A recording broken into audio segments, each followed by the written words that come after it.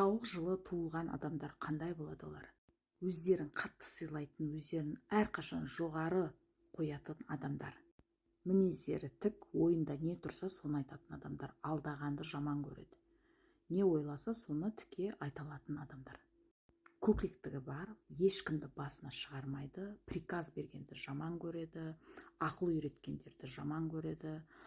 Былайша айтқанда, үйт бүйт деген адамдар жек көреді ғой. Өйткені оның өзінің ақыл өзіне жетеді, өте умный болады. Сосын андай еңбекқор адамдар болады. Әрқашан еңбек ететін адамдар. Бұл тауық жылы туылған адамдар, қартайғанға шейін еңбек ететін адамдар. Қартайғанда оларды үлкен бір бақыт күтіп тұр. Тауық жылғылардың 90% қартайғанда үлкен бір бақытта, үлкен бір байлықта өмір сүреді. Махаббатта жақсы көрулері қиын, өте сирек ғашық болады, бірақ ғашық болса жан тәнімен сүюді біледі бұлар. Достарына адал, жұмыста да адал, бұлармен бизнес деген жақсы, өйткені бизнесте бұлар ешқашан алдамайды. Ашуланғанда өте дөрекі мінез көрсетеді, өйткені бұларда вспыльчивый, тез көтеріліп кететін, ашуланатын, яростный мінез бар. Ит жылы туылған адамдар жауапкершілігі мол, адал, еңбекқор адамдар. Алдағанды жаман көреді, алдаған адамның қатесін түзулеп отырады.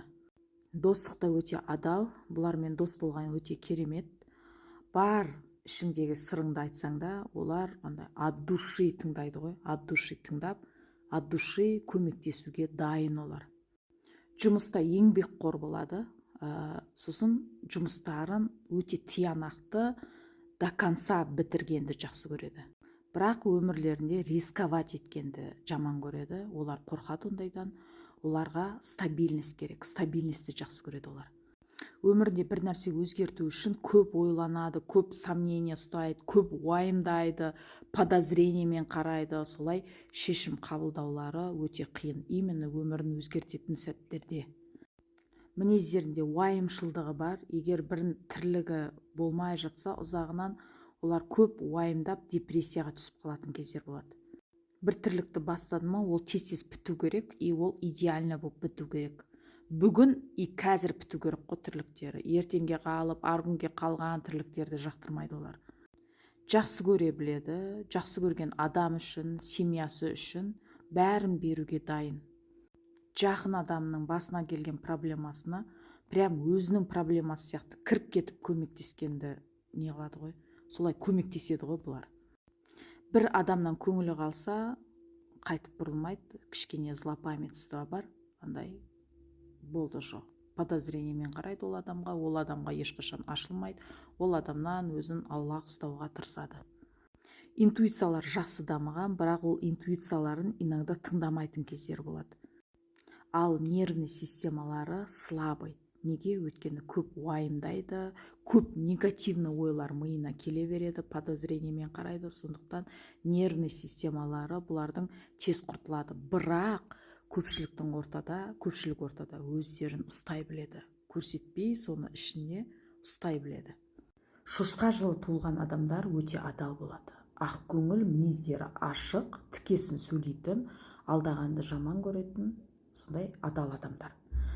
Өздері адал болған соң басқаларды да сондай деп ойлайды, сондықтан басқа адамдардың сөзіне тез сеніп қалады. Тез, былайша айтқанда, наивность бар мінездерінде. Жүректері өте таза, жақын адамдарынан еш нәрсе аямайды, көмегін де аямайды, өте ақ көңіл, қолдары ашық болады. Достарының проблемасына барынша өзінің проблемасы сияқты кірісіп кетеді көмектесуге, барынша шешіп беруге тырысады. Решительный, добросердечный адам ғой, былайша айтқанда.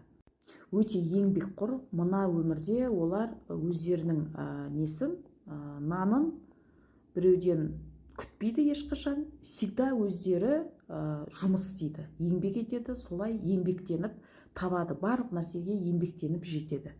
Бұларда всегда запаста ақша болу керек, үйінде немесе карточкасында деген сияқты.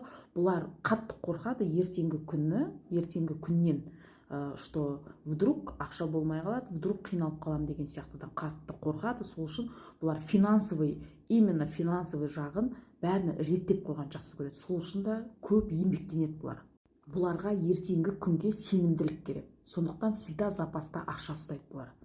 Махаббатта да адал болады, барынша жан тәнімен сүйеді, сүюді біледі, жақсы көруді біледі, и взамен өзіне деген сондай отношениені күтеді.